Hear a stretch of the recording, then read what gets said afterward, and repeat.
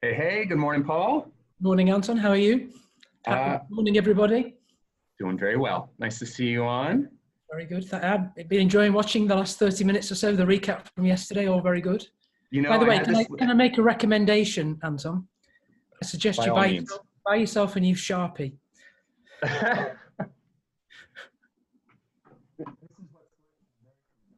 See this box right here? They're all new Sharpies. Oh, get yourself Definitely, using I'm it. using the wrong one. Yeah. So, very good. Nice to see you. I'm glad you were willing to jump on with us for an hour Yeah, here. yeah, no problem. So I'd love to just start for the members in the community that haven't had a chance to see you either speak maybe at one of the other Elite Tax Planning Academies or haven't seen any of your blog videos or thought leadership material. You mind, Paul, just kind of introducing yourself and giving a little bit of background on your experience? Yeah, I mean, my background, I think you alluded to it earlier, but basically, I'm a chartered accountant by training. Chartered accountant is in the UK essentially the same as a CPA. Obviously, people probably can tell that I'm English, not American.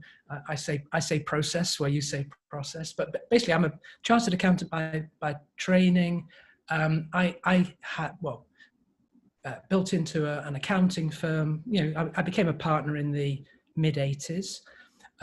Somewhere it's actually 1993 where we decided what actually happened was that the Institute of Chartered Accountants produced a report, a big thick report about this big, that essentially said what you do is becoming a commodity. And this was in the UK, and this is obviously 27 years ago.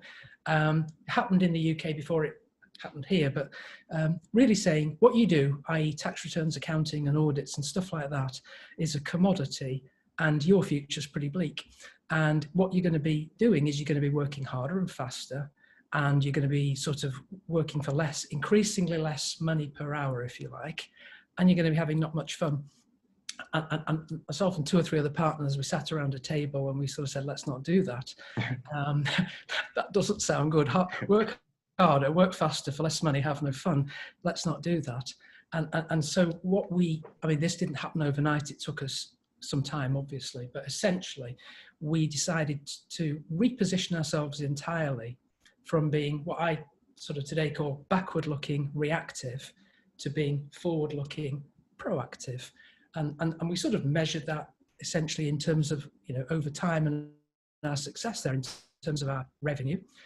So in the beginning, pretty much all of our revenue was backward looking. In other words, telling you what had happened last year. Whether it's tax returns, accounts, or anything, it was all to do with last year, and pretty much 100%. And there's a bit we did do some planning, obviously, but let's just say 90% of our revenue was backward looking, and it took us a while, and we developed, value propositions and process and systems and things you've been talking about today.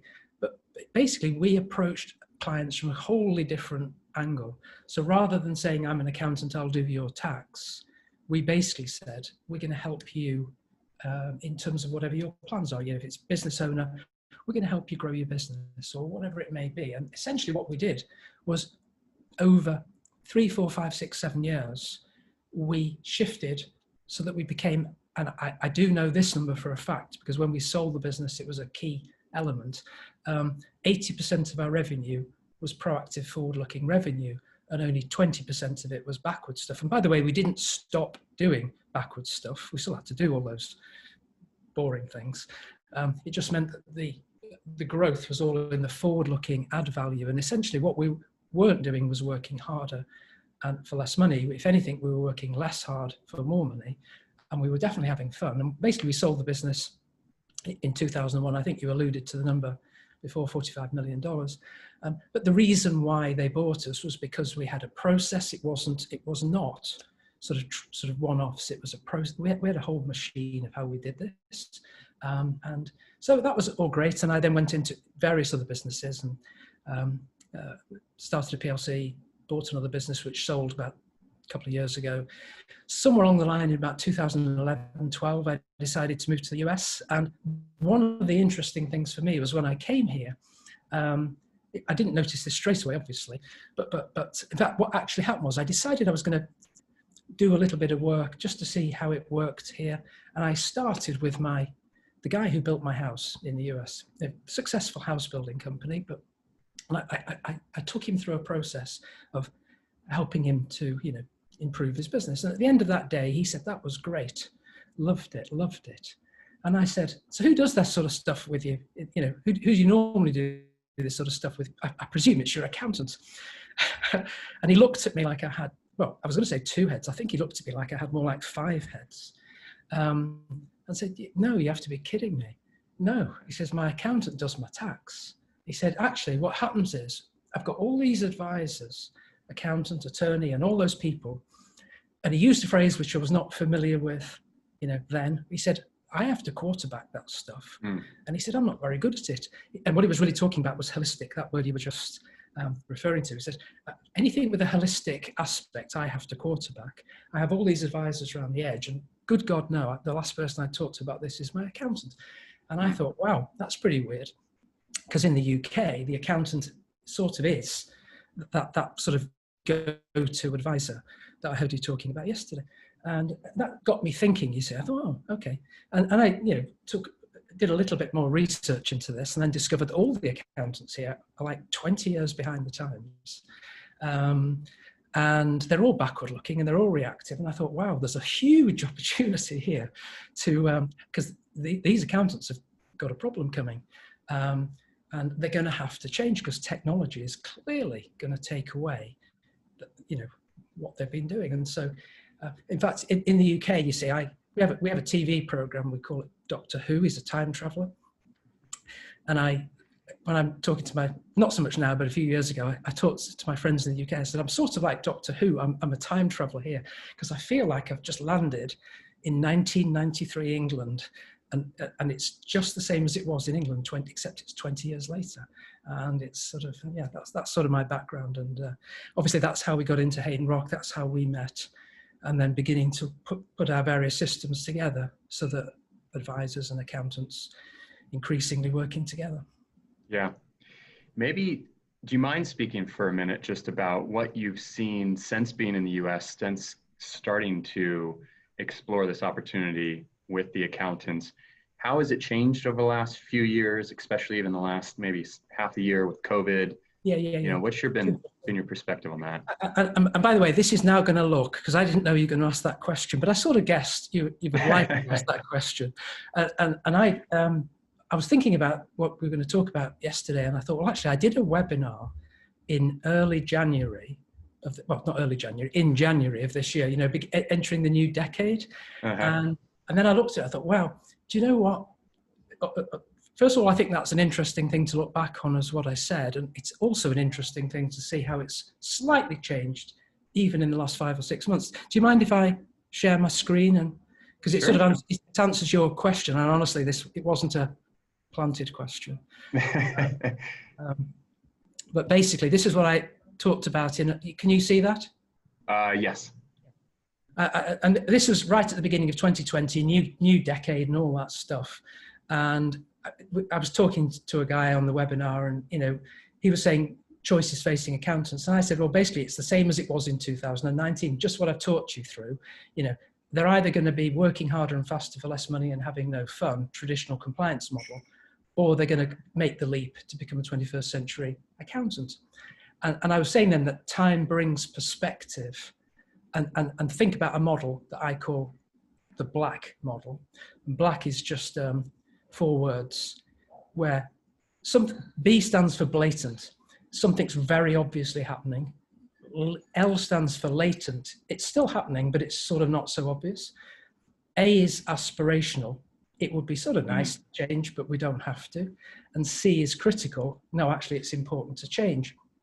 And when I first came to the US, back in 2011-12, basically the problem was latent and aspirational. The problem was there, but it wasn't so obvious. And people thought it would be nice. And when I talked to accountants, which I did in 2012, I mean, I'm summarizing, but generally their comment was, oh, very interesting. Not sure it's for me. I like doing my tax returns, And I'm like, okay, stay lucky. I think I heard you yesterday use the phrase "stay lucky," so today I think the problem has shifted from latent to blatant, and it's, if not critical, it's getting that way, and I think that's where we are. And so this was back in January, where the prevailing comment was, it's a move from interesting, not sure it's for me, from I know we need to do this now. And by the way, when I was watching your little summary thing in the first 30 minutes, I was looking at some of the chat, and I think it was Richard said, it was something like, it's not just nice for these accountants or that we can help. They need our help. It's not that they just maybe be nice to have it or want it. They need it. And I completely agree with Richard, I think it was, who made that chat comment. They're beginning to see that they need to do and make this change. And I was then projecting forward and sort of saying, well, here's where we were in 2020. Where will we be in 2030?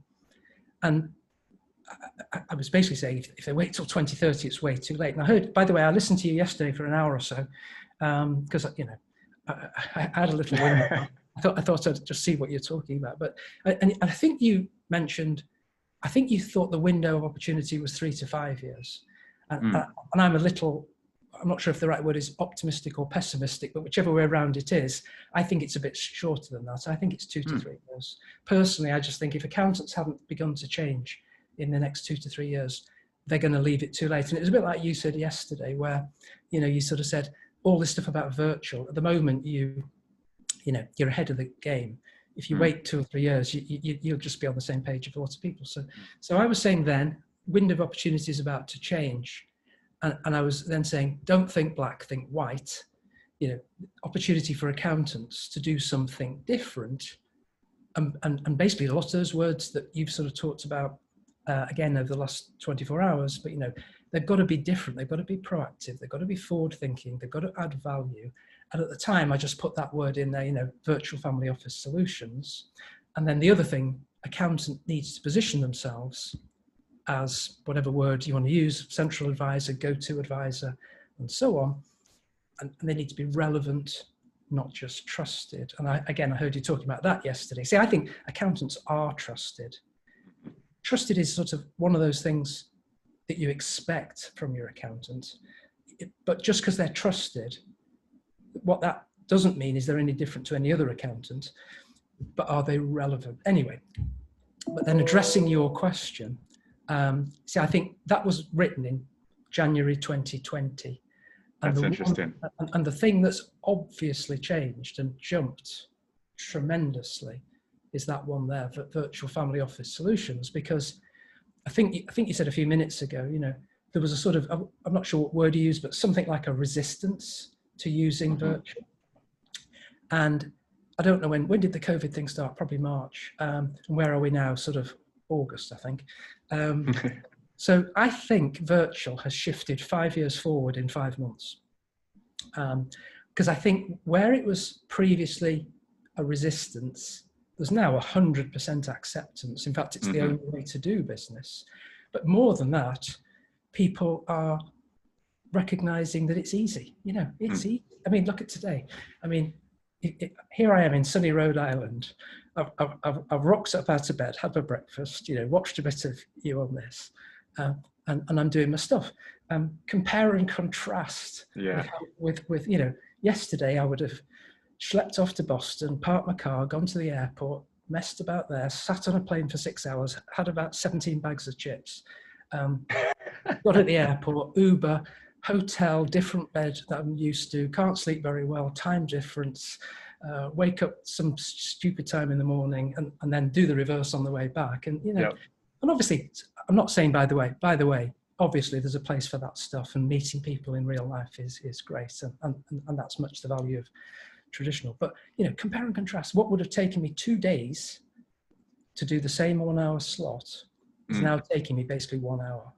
And people have come to recognize that not only is it pretty much the same as real life, as you said before, geography doesn't matter. You were referencing one of our advisors, Marilyn, working with a CPA in Ohio, and I did a vision workshop with them recently, and I introduced a business expert to them recently who's based in Rhode Island. You know, suddenly these people are all working together. And I think what's happened is people are no longer scared of it. And the accountants in particular, see, accountants are resistant to change, very resistant, very slow to change. And they've sort of had it forced upon them. And then way more open to this now. I was talking to another expert, I think it was 2 days ago, one of our experts on the virtual family office, and he was saying the biggest single change he's seen is that the accountants are suddenly open to something that they were not so open to 5 or 6 months ago. I mean, it was a bit like that black and white diagram. You know, they got it. They got it. It was interesting, kind of novel, and now it's necessary. Yeah. And that thing is just, it's light speed. It's that time traveling, you know, what's that thing in Star Trek, you know, we've moved at warp speed in the last 5 months. When it comes to virtual family office, we've moved at warp speed. That's interesting. Do you think that this is something in 2 or 3 months, if there's a vaccine and it goes back to normal? Or is this the new normal? Yeah, I think this is, see, I actually think, I tend to think it's the new normal. You see, because I think that people will then see the advantages. So, like, it's much quicker, it's speedier. It saves you 10 tons of money. Reference, you know, my trip to San Diego or not, and hotels and all that stuff. You know, it's free, and it also allows you to widen your geography. And but speaking from an accountant as well, you see, the accountants that we're talking to, and when I say we are, I'm talking about the audience here. You know, on the whole, we're talking to relatively small accountants. And when I say relatively small, I mean anywhere between 1 partner and probably 7 partners. If they get much bigger than that, all sorts of politics gets in the way. I heard somebody yesterday asking a question, you know, can I do this stuff with a big firm? And the answer was yes, but it's probably not going to happen just because of all their infrastructure. Whereas, but then you look at these firms of accountants that we're talking to, and the advisors on the line are talking to, and they're typically 1 partner, 2 partners, 3 partners. You know, Jeff, who I know is on the line, you know, he's introduced me to someone I'm working with next week. It's a 5-partner firm, a couple of prospective partners. So we're into that sort of space. What's their biggest problem? Their biggest problem is a lack of resource. And they don't have huge expertise. And when they're up, if they're butting heads with the bigger firms, they lose out on expertise and the ability to solve difficult problems. And you see, all those big firms have got really expensive people that they have to sort of feed and all that stuff. Whereas if you're using the virtual family office, it's, I mean, basically free. You only pay for that expert when the client is using them and when the client is paying for them. So going back to your question, you know, virtual is, it's more immediate, it's much cheaper, it widens your scope, and all these benefits. So I think there's a whole business case, which there always has been, by the way, why they, having had their eyes open to it, I don't think they just put it back into the cupboard and say, oh, well, that was a fun 6 months. Now let's get back to normal. Yeah, because business is, you know, it's a way of running a better business. Having said that, obviously, if we can see the perfect nirvana is physical combined with virtual. So what you really want is the accountant sat in the same room as the client, combined with the expert on screen, much as we're doing now. So what you then got is the physical touch combined with the virtual scope. And I think that's where it'll settle down to, hopefully, once we get the vaccine. Or whatever happens. Yeah, exactly. Whatever can happen. But no, I think virtual, for one reason or another, virtual's here to stay. So a few questions for you, Paul, just on what you shared on your screen. And I see a number of comments that are complimentary comments, as well as keep the questions coming as well. We'll get to a few that I already see, but just on what you touched on. So you had the kind of the 2020 diagram and then the 2030, and I think the wording next to the 2030 was like, it's too late. So one question is, what does that actually look like when we say it's too late? Like, can we put some context or definition around that? And then also for the 150, 200 people on the line that are the advisors, from an accountant's perspective and the hundreds of accountants that you've worked with and consulted, what role can they play Right. here in 2020, Yeah. helping the key accountants not end up being in that it's too late section category? Okay. There are about 17 questions there, Anton, so I'll try and I mean, the 2030 thing, see, I think it's basically an age thing, to some extent, in that you've obviously got successful accountants, and, you know, if they're sort of getting on for 60, let's just say, I suspect they aren't going to be making a change. I mean, it's not to say they're going to want to can't. try to ride the horse to the barn, and Exactly. It's not to say that they can't change, and indeed we actually act with some accountants who are that age and they do want to change that, but they're, I think, the exception rather than the rule. So you've got that group who are sort of heading towards the finishing line, and the chances are they're going to finish the race on the horse that they've been riding for the last 20 or 30 years. And then they're into making the best of a bad job. And I think you referenced it yesterday. You know, you said they were selling for 1.5 times revenue X years ago, and today it's 0.8 or something. And that's what's going to happen. And the reason why, by the way, those people are buying for 0.8 is because they think they can then use those clients to sell more proactive services. And then, so they're buying cheap to then upsell sort of thing to those clients. So I think that group are, you know, they are going to finish the race on that horse. But then you've got anyone who's really under 55, just picking another random age, they haven't really got that choice. They really haven't got that choice. The horse isn't going to make it. Yeah, the horse is not going to make it. I mean, I was going to reference a horse in the English Grand National, but there's probably not much point doing that. But basically, it's a horse that tripped at the front. You know, they tripped, they were leading, and then they just tripped and fell. And yeah, it's a very famous race.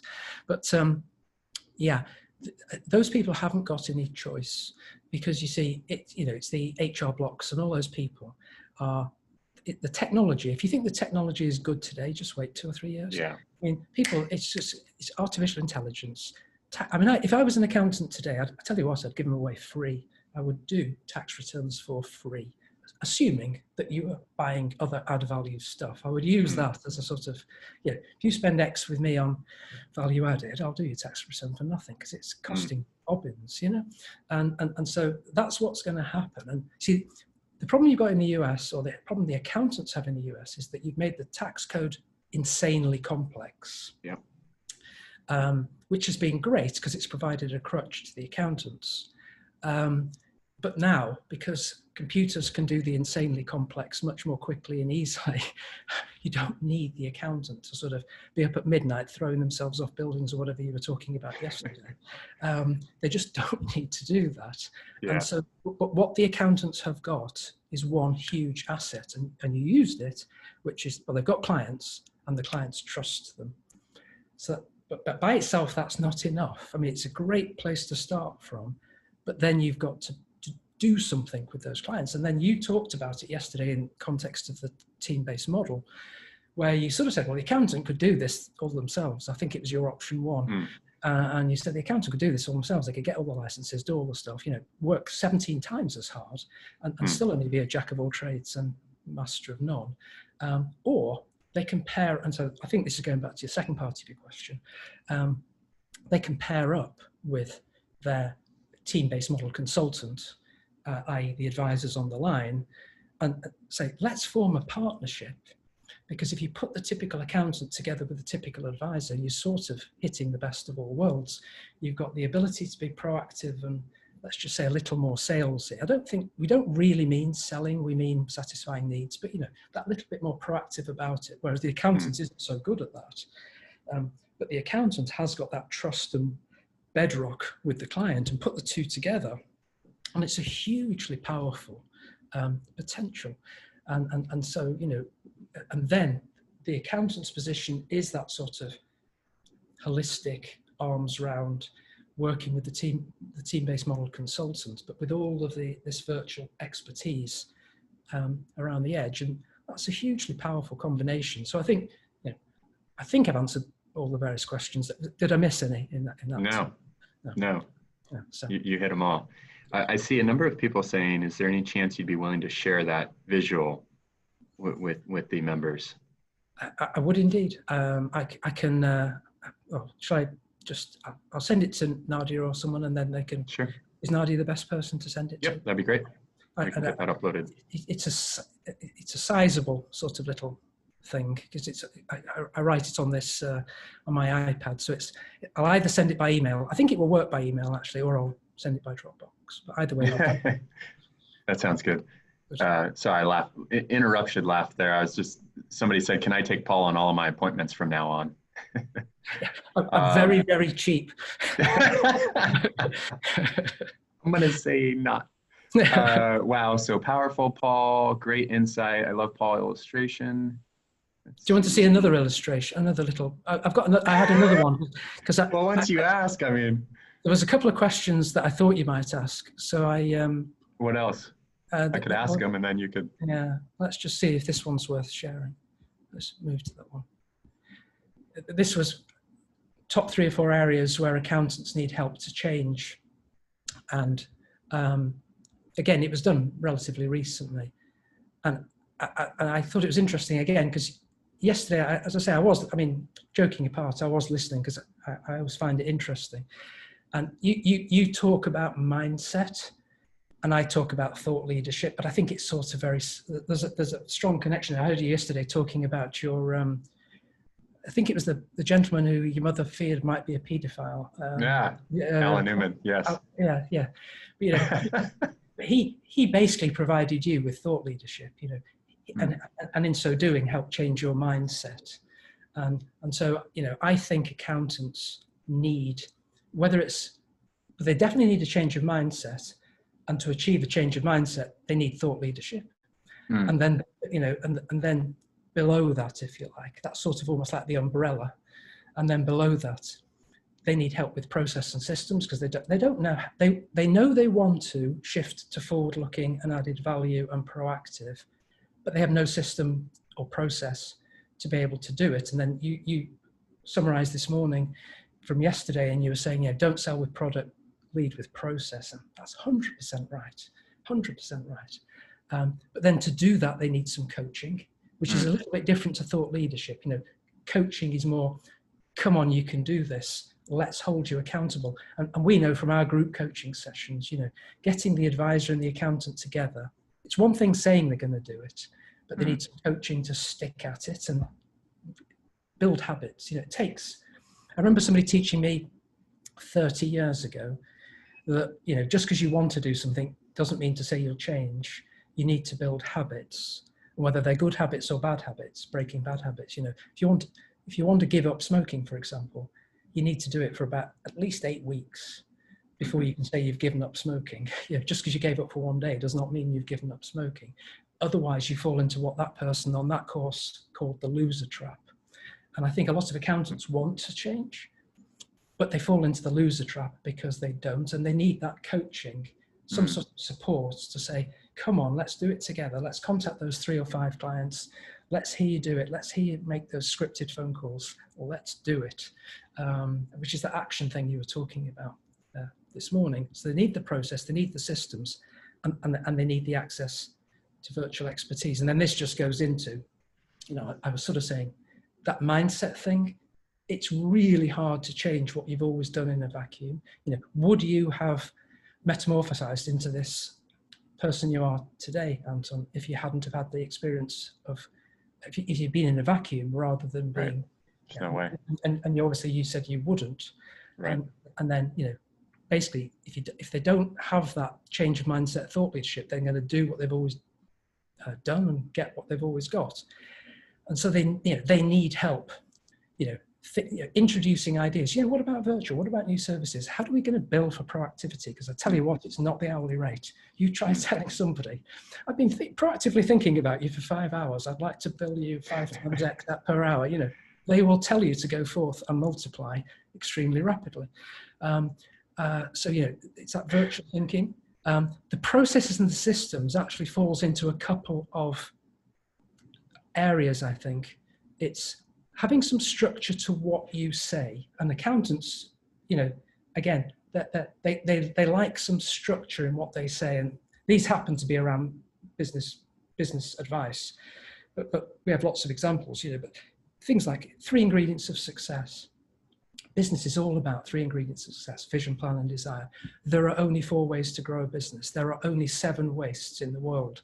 There's only 2 business strategies worth thinking about. It's either a growth strategy or a destination strategy. There are only 4 questions of business. You know, these are all examples of structured things to say to give you confidence to say it. And accountants like that sort of stuff.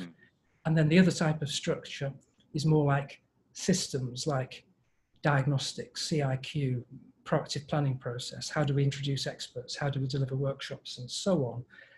And, you know, and then it's clicking on, you know, it's how do we actually make this virtual family office real? So these, you know, I probably just showed you that one because I think it might be interesting for people, but I think if anyone's talking to an accountant, I think, and by the way, if they're using some of our scripts, this will come out, but, you know, help with thought leadership, help with process, help with coaching, and help with things like virtual family office.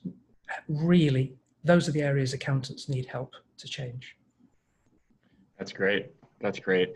Was some of that, Paul, what helped you at your firm shift from 90% reactive to 80% proactive, having those processes? And well, yeah, I mean, we had to learn to do it ourselves because we didn't really have anyone to teach us or coach us. We did have some. Funnily enough, this change in accounting goes, if you visualize a map of the world, if you go from right to left, the right is the farthest ahead and the left is the farthest behind. So America is farthest behind. Australia, as you look at a map, is the farthest ahead. UK was 20 years ahead of the US. The Australians were actually 10 years or so ahead of the UK. So interesting. We had an Australian guru who came to speak to us in, I forget when, 93, 94, 95. Interesting. And he was the one, by the way, who introduced me to vision, plan, and desire. And he was the one who introduced me to 4 ways to grow a business, which by the way, I've used on every business I've ever worked on ever since, and is 100. The great benefit of it is it's 100% true and impossible to argue with. But you see, what I then thought was, well, that's all very well and good, those sort of big ideas. You know? But how do we make this happen inside? You know, I mean, we weren't 250 people when we started. We ended up as 250 people in the accounting firm. Wow, it's a big firm. But we went from, at the time when we started, we were less than 100. We were probably 60, 70. You know, we were a decent-sized traditional firm that grew to 250 people. I quickly realized that if we didn't have process, we'd all do it different ways. So, you know, we had a number of partners. So I think of the names, you know, Ian Simmons, Martin Kirby, Paul Latham, and so on. If we didn't have one way of doing it, which is called a process, we'd end up with the Martin Kirby way of doing it, the Ian Simmons way of doing it, the Paul Latham way of doing it. And it would be absolutely random if you walk through the door as a client, which one you got. And how can you market something if you haven't got a way of doing it? So basically, you know, you said this morning, lead with the process, which is a sort of way of saying it's our value proposition. So to create a value proposition around how we do it, you do have to have a process. Yep. And then you can get everyone doing it.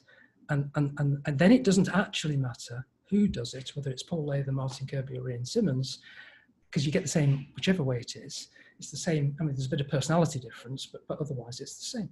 And then what that actually means is you begin to grow a proper business, right, as opposed to everything centering around the partner as an individual.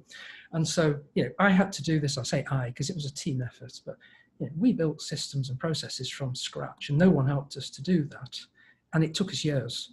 It took us years and lots of effort and you know, trialing and failing sort of thing, and then refining. And I saw you yesterday again, you know, you're saying something about don't reinvent the wheel. And in this, so we had to invent the wheel, basically. But there seems little point in other people going through years and years and years. So here's the wheel, use it. And so I think that thing of process, you know, in our case, we had to struggle. It was a different world. I mean, it was 1993. We didn't get email till 1998. The internet, I mean, I know it existed, but not from a working point of view, it didn't. everything was done on bits of paper and flip charts. By the way, the reason I mentioned the Sharpie was because I had to learn to use flip charts and stuff. And, nowadays we've got, complicated computer systems, but in many ways systems are so much easier today than they were. Yeah. So sorry if I probably went way off track with your question there. No. Very, very interesting. And it's actually, it's funny as I'm sitting here listening to some of your experience, years before you and I met, when I first, I people on the line, I think know this, but I started at Smith Barney. That was the oldest wirehouse kind of CPA Alliance program. And it was obviously all very kind of outdated, and the referral model and so forth. And it just brought back memories, Paul, as I was hearing you talk about that, of when I first really started trying to develop this concept of the CPA team-based model. And Ken and I met up and we'd say, what if we said this to a CPA? How would that work? And we go out and try it, come back. Whoa, that didn't work. We gotta scratch that one from the script. And what if we used a talking tool? And what if we put this in there and this? And Exactly. And I used to say to my people, and by the way, you see, when we go back to the 4 ways to grow a business, I mean, one of them is to do with cost, but the other 3 are to do with revenue. And revenue is comprised of 3 different elements. It's the number of customers multiplied by the number of transactions you do with each customer, multiplied by the average dollar value per transaction. So if you're going to grow a business, you either have to increase the number of customers, do more things with the customers you've already got, or essentially upsell the value within those transactions to increase the average dollar value. And when that sort of boils it right down, you're either trying to win new customers to increase the number of customers, or you're trying to do more things with the ones you've got. So in our case, because we were practicing, we decided to practice on new clients. Yeah. Because as I said to the team, what's the worst that can happen? Yeah. If it goes horribly wrong, I mean, you don't want it to, but at least it's only happening to one person, and we're not sort of impacting the people we've already got. But what we did, and we learned how to do this, it probably took us 6 months at least to work out a really good value proposition. And it was a great value proposition, by the way, and it was so much better than what we used to say. We didn't talk at all about being an accountant. We just talked. In fact, I used to draw. Remember that little map I've got at the mapping? And it's got 7 stations of a business. And I just used to walk in, and bear in mind, this was pre-internet. So I didn't know anything about these people when I walked in, other than the sign on the door. And I just used to draw a squiggly little diagram with 7 dots and say, that sums up your business. And they go, what? And I'd say, here's what a business looks like. There's only 3 things you're going to do, and there's 4 stages you go through. And by the way, we were sort of aiming for the 2nd or 3rd of the stages. And they used to always point to the 2nd or 3rd and say, that's me, and that's where I want to get to. And within about 2 minutes, we'd have established a whole different relationship of how we were going to help them get to where they wanted to get to. Yeah, interesting. But what we discovered sort of in doing that, and it was trial and error, and goodness knows how many iterations before we got there, was that we suddenly discovered we were winning disproportionate amounts of business. Whereas before it was sort of proportionally we'd win our share, we were winning 70 to 80% of everyone we ever talked to. And what we were doing for them was then doing a lot more transactions. And after about a year, or maybe even a little more, we suddenly thought, do you know what? Our new clients are getting a way better service than our old clients, because our old clients are still sort of stuck in their traditional box. Whereas meanwhile, we've got these new clients who we've been working on really successfully. So then we hit on this great idea of going back to old clients and saying, do you know what? We've moved on quite a bit in the last 12 or 18 months. And you've been with us for 10 years, but do you know what? The truth is, we're treating you like a second-class customer, whereas new clients get a whole much better service. What we've decided to do is treat you like a new customer, which was the magic words. We're going to treat you like a new customer, do you the credit of, do you the sort of, give you the respect of treating you like a new customer. We'll spend an hour with you, free of charge, but this is what we say to a new customer. Then make your decisions as to what you want to do. And if you want to stick with what you've always done, then fine, no problem. 60% of our clients upgraded sort of overnight from what I call the level 3 to the level 4 or level 5. And so, but we didn't know how to do that in the beginning. It was trial and error. And what I've just described to you in 5 or 10 minutes took us 2 to 3 years. We started in 93 and we sold in 2001. and at least half of that time was learning how to do it. Yeah. Yeah. It was good fun though, by the way. I mean, I enjoyed it. It was good fun. Yeah. But I mean, it just highlights what a great opportunity for accountants that the advisors are working with to actually kind of step in and on day one be shown the way to do it. And that's why when we do our scripts, when we've got advisors talking to an accountant and then they've decided to work together and then they start talking to clients, that's why we recommend that that presentation we have where we sort of say, we've decided to reshape our accounting. It's the same stuff. Have the confidence to say it. Clients are not going to shoot you for trying to give them a better service, or at least talk about it.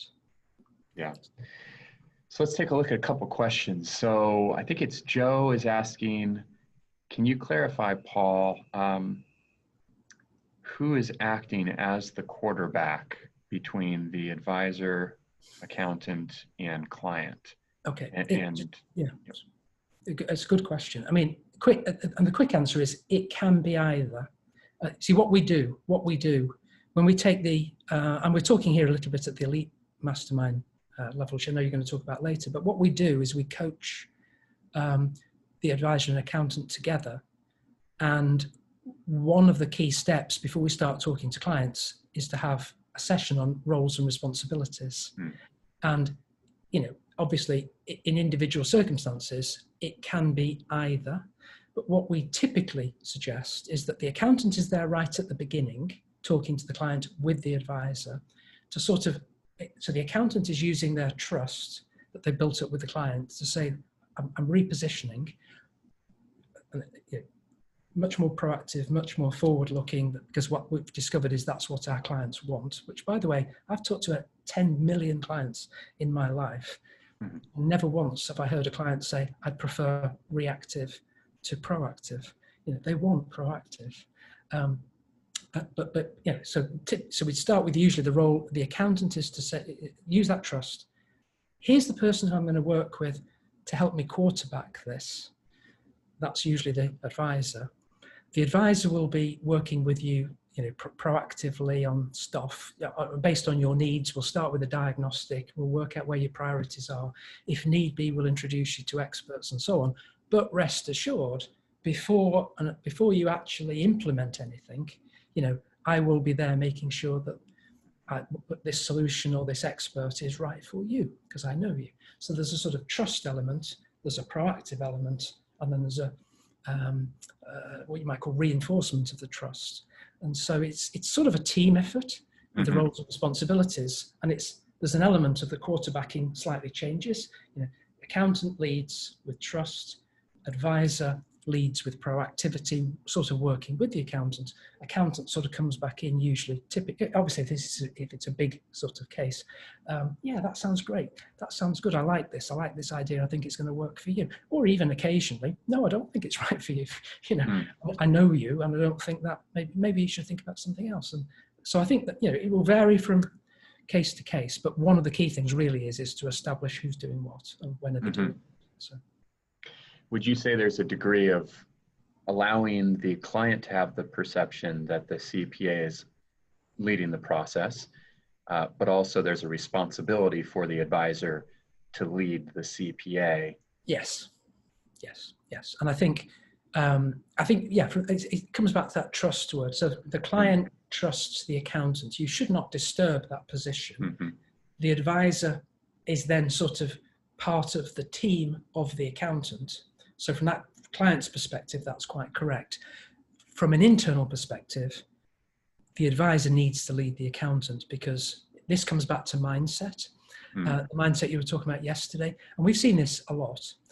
Because the advisor is so, I'm just going to use a word, desperate to form a relationship with an accountant, because they have that element of desperation, there is a tendency for the advisor to put the accountant on a pedestal. They are some sort of godlike creature. I don't want to upset them. Trouble is, if you do that, the accountant's not going to change. They're going to carry on being a blocker, not meaning to be, but just their habits get in the way. They'll start pre-thinking on behalf of the client. If you let the accountant sort of look at it first, they'll say, oh, I don't think that one's right for Fred. As opposed to letting Fred choose for himself what they may or may not be interested in. We discovered this, by the way, 20 odd years ago. We prejudged all the time what we thought was right for our clients. And then when we actually gave them diagnostics, we were shocked to discover we didn't know much about our clients and what we wanted. Anyway, going back to the question. So what has to really happen, and it's part of the roles and responsibilities, is that the advisor is there to sort of lead the process, and the accountant agrees that they do need some help with that. And so, yeah, there's that double edge, really. Client perspective, yeah, the accountant's running the show, but with this new person alongside them. Yeah. But internally, we are pushing the accountant and not putting them on a pedestal. And it's, there's a little balance there. No, well said. Yeah, well said. Andrew, Anton, do we have any feedback from advisors who have integrated / leveraged Paul and his team to help with thought leadership? Honestly, this is a whole huge goal of mine for my partner CPAs. So, Andrew, and I see a couple comments like that. Paul and I, as well as a couple other, are partners in Elite Mastermind. And so what Paul is describing is the same process that Justin Munt, for example, was describing yesterday. So Paul is kind of one of the masterminds behind the Elite Mastermind and has worked with Justin Munt and his team and Casey Stum and her team and so forth. Exactly. So the feedback you had yesterday, Andrew, was feedback on, in essence, what Paul has been describing. Yeah, and I mean, yeah, Justin, I mean,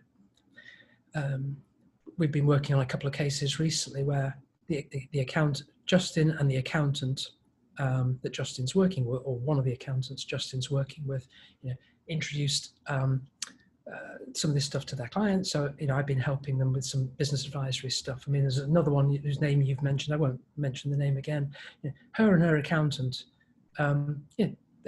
they've sold to that client in the last, it's top of my mind because it happened in the last couple of months, 72,000 of business advisory, 6,000 a month of business advisory. Yeah. And they've done that because they've had the confidence to do it, and it's got to do with the thought leadership. And you first of all, you need this. That business needed it, but then they've also got the confidence. They've got somebody behind them to help them, because if they didn't, they wouldn't have the confidence. They'd be sort of swimming out of their depth, and that can be a bit dangerous, as you know, as a surfer guy, Anton. You need to swim in your depth. But yeah, I mean, I think it all comes back to the same thing. This is a team effort. It's like the team-based model. None of us are great at everything, but we've all got our areas.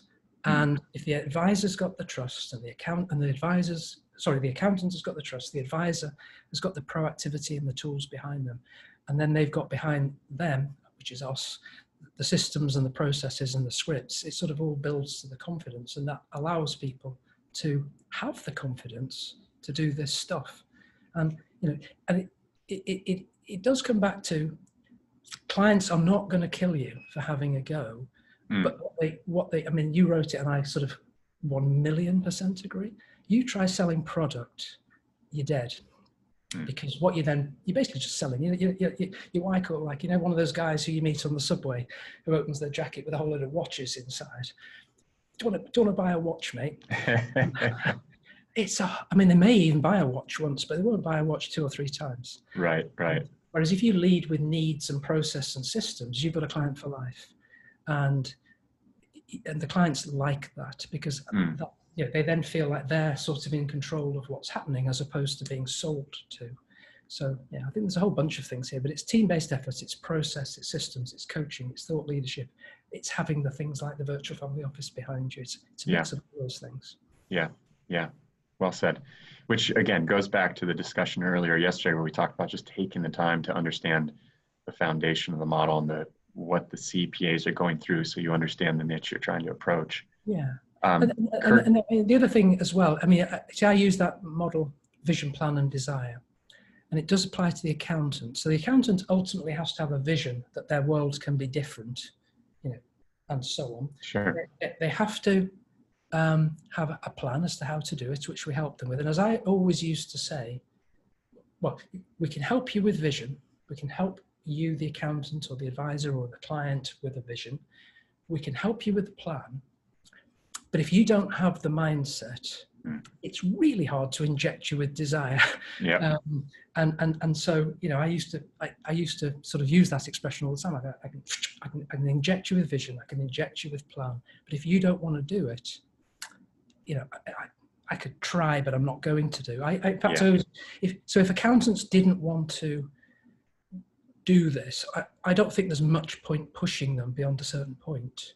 I just used to say, well, to borrow, again, paraphrase what you said yesterday, you know, stay lucky, come back to me when you're ready to change. Yeah. Good, great stuff. So one of the questions was, coaching in a CPA is critical. How would you approach that to the CPA without them feeling like you're wasting their time? Sorry, I'm not sure. Can you interpret that slightly? I got lost. Yeah, let's see. I think, how would you approach the CPA to help them understand that the coaching that you're going to deliver isn't wasting their time, but is actually... Right, yes, good question. Yeah, I get it. I understand. Well, and again, learning experience. So you talked about learning experiences when I was at Latham as well. Learning experiences sort of through the Hayden Rock Elite Mastermind type stuff. Once upon a time, I would rock up at an accountant's and try and talk them through everything. And the meeting would typically last, because they'd love it, by the way, they'd love it. They'd listen to it, they'd be great. The trouble was that we have so much stuff to talk about. The meeting would easily last half a day. 2 to 3 hours would fly by, but we'd only scratched the surface, and we sort of overwhelmed them. And they loved the meeting, but it often didn't go anywhere. So what we learned, and it goes back to the question, was let's show you. And so we would sort of say, well, tell you what, you know, if you were working with a business owner, you'd start with a diagnostic. So why don't we just do one thing? Why don't you, as your accountant, just do, as you know, for your own business, do a diagnostic? And there will be 2 benefits to that. In fact, 3 benefits to that. One, it'll actually help you to focus on your own business, which is sort of good anyway. And we've got some thought leadership we can maybe help you with if some issues come out. But 2, you are sort of doing, same time, you're doing your due diligence on behalf of your clients. This is what they'll go through. And 3, when you do introduce it to your clients, you can honestly say, I have stress tested this on your behalf, and it's a great process. So that's one example. So start with a diagnostic. What then comes out is issues. Oh, so maybe, should we try this? Shall we try that? And the way we now do it, and John Cuttin isn't here today, but one of his little phrases is, get the accountant to do something. So don't try and do the whole thing in one go. Get them to do something. And what you really want is another meeting in some regard. And I just happen to be describing a little bit of our process within Elite Mastermind, but get them to do something. And then this whole thing of the coaching will come out of it naturally when you get to the right place. But if you try and, I mean, you can do it in overview at the beginning. So it's all about thought leadership, having processes and systems so you don't have to reinvent the wheel. It's coaching so that you get to do what you know you want to do and provide accountability. And it's things like virtual family office to widen your expertise. So you're not the smallest accountant in town, suddenly you're the biggest accountant in town. So you can provide that in overview, but I think the way to then do it is to do it in little bite-sized chunks so they get to see it and then it feels real to them and they've experienced it, and then they're willing, and then we, again, in our process, we say, well, why don't we try some coaching, and we'll do it for a period of time free of charge, see if you like it. And it becomes an easy step for them then to do that. So I think that's what we learned. Don't try and do it all in one go. Yeah. Impossible. Yeah. Yeah. Well said. Good. Frank is asking, Paul, this is really amazing stuff, and it's impressive what you've accomplished. Do you have a sample of the processes you implement or implemented? Right. Let's just go back to that. I mean, I think I just wrote a few on that piece of paper that I skipped through. I mean, I could put some on the screen, but where was the... I'm even thinking, Paul, there's probably either an interview that I've done with you, or maybe a mastermind webinar where you were a guest Yes. that gives some samples at some of the processes as Yeah, I well? think so. I think so. I mean, I think the big things, I mean, if you're talking about systems, it's the big things are diagnostics. Hmm. So CIQ, which is, you know, getting the client to identify their needs. And then this thing we've got written under there, MAP, which is the Mastermind Advanced Planning, is a process that gets from needs to experts. We then have systems as to how we introduce experts. We have systems as to how we deliver workshops. We have systems how we produce reports. We have systems how we drive accountability. I mean, I can't possibly show more in this second, but we definitely have videos about this. But the key to all these systems, and the reason why we do them, is because a lot of this stuff is intangible. You know, it's hard to see. And so we turn it into a process, usually on a platform, like we call it the Biz platform, because it makes it feel real.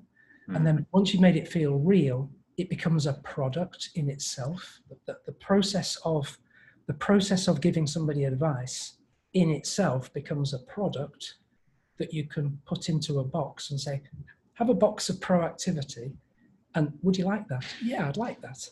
But if you can't see the product, it's really hard to buy it. And so we have, I mean, there's an English expression, which is, I may be going out of line here, but we have more systems and processes than you can shake a shitty stick at. We have a lot. And I think the thing to do is to take some time to look at those videos and see it. I mean, I could put the Biz platform up if you thought it was useful.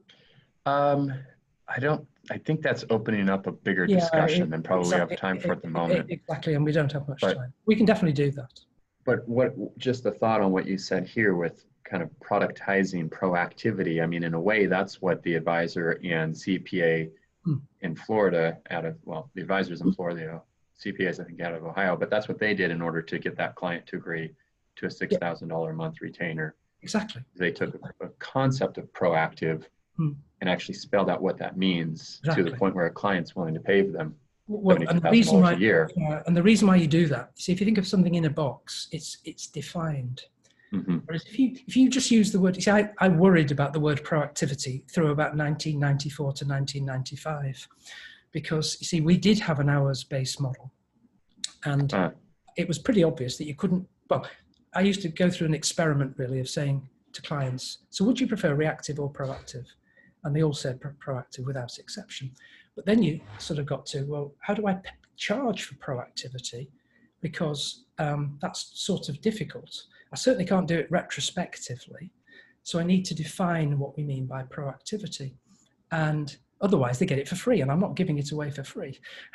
So what we did was we created boxes of product. So it would in fact, that one of the phrases I used to say was, so how proactive would you like me to be? I can be monthly proactive, I can be quarterly proactive, or the minimum proactive is twice a year. Once a year just means telling you what's happened afterwards. So twice a year is, let's have a meeting before to do some tax planning, let's have a meeting after to review. That's minimum proactivity. Or we can be maximum proactivity, and here's what you're going to get, and this is what it's going to cost. Or you can be quarterly. And by the way, most clients went for quarterly. 60% of clients went for quarterly, 20 to 30, whatever.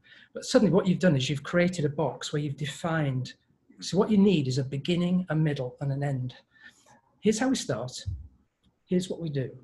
Here's how we finish. This is what it'll look like. Because if you don't do that, it's as long as a piece of string. And how do you charge for as long as a piece of string? You need to have it in a box, define what you're doing. So we're going to go CIQ, blah, blah, blah, blah, blah, blah, and here's the product. It's in a box. I can see it. Yes, I'd like to buy that, please, or I'd like that service. Now, that example I'm giving you is that sort of a free proactivity, but it gets to a place where the client pays for it. But they understand what they're getting themselves into. Not many people like starting something if they don't know what they're getting into.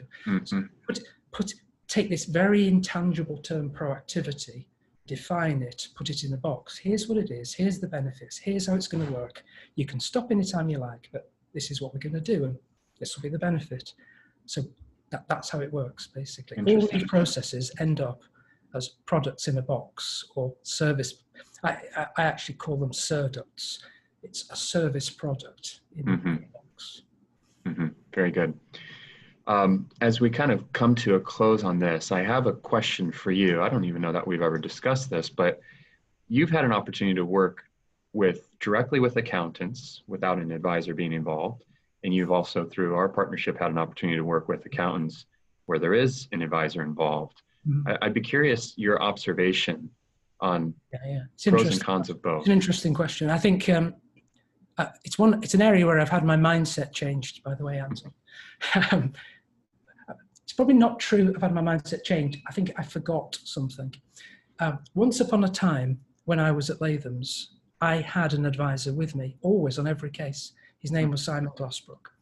And me and Simon formed a fantastic team, really good. But obviously Simon worked for me, so I didn't quite think of it in the same way. But between us, it was business, it was personal planning, and we were a really good team together. And I always worked with Simon. We had other examples of Simon, but me and Simon, we worked together. Somewhere along the line, in the 20 years after, I sold Latham's and starting Hayden Rock, I sort of forgot that a little bit and concentrated on working with the accountant without the advisor.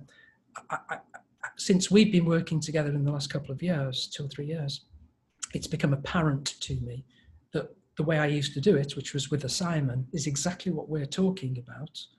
And it's the accountant and the advisor make a great team.